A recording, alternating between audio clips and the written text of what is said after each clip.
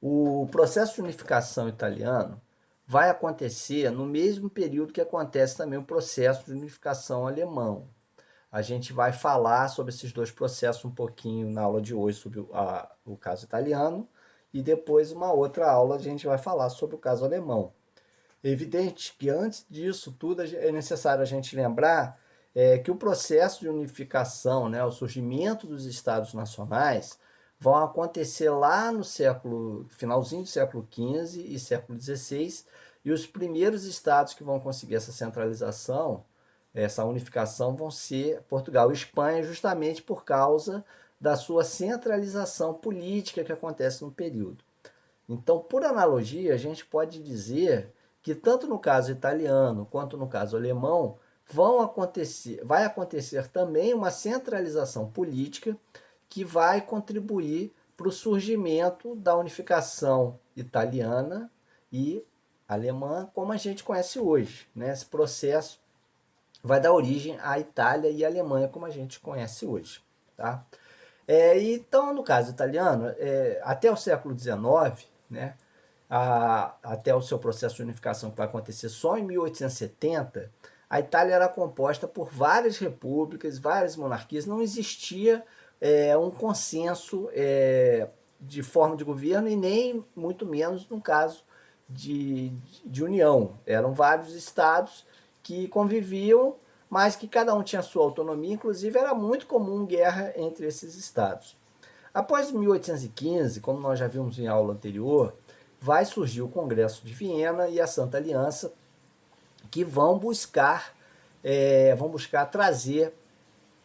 trazer um retorno, né, uma volta ao absolutismo ou mesmo às monarquias mais conservadoras. Tá? Isso está acontecendo.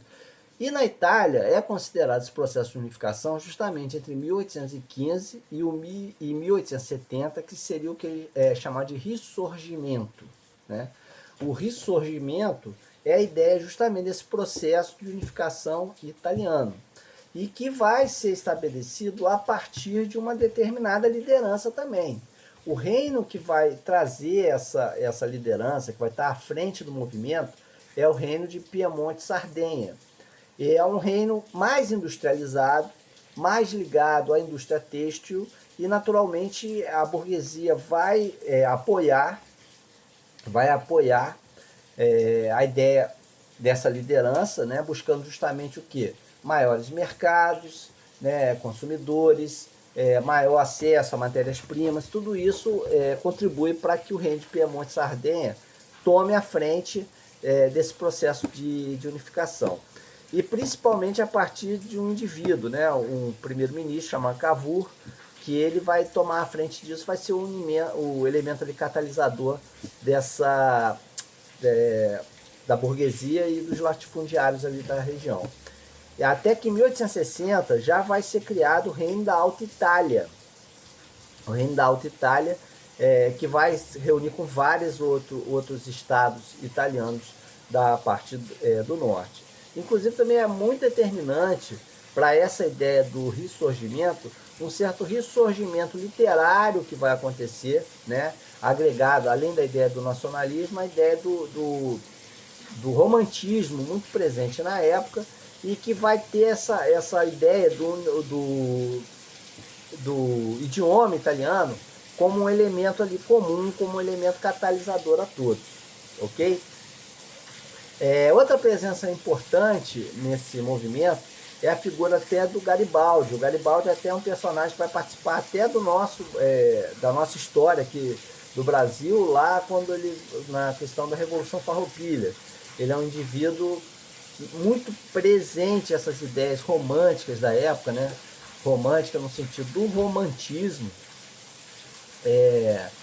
que surge na ideia lá do século XIX, e o Garibaldi vai participar de várias lutas por processos de liberdade, de autonomia dos povos, né? Essas ideias nacionalistas. Ele vai liderar os Camisas Vermelhas e vai participar também desse processo de guerras, né?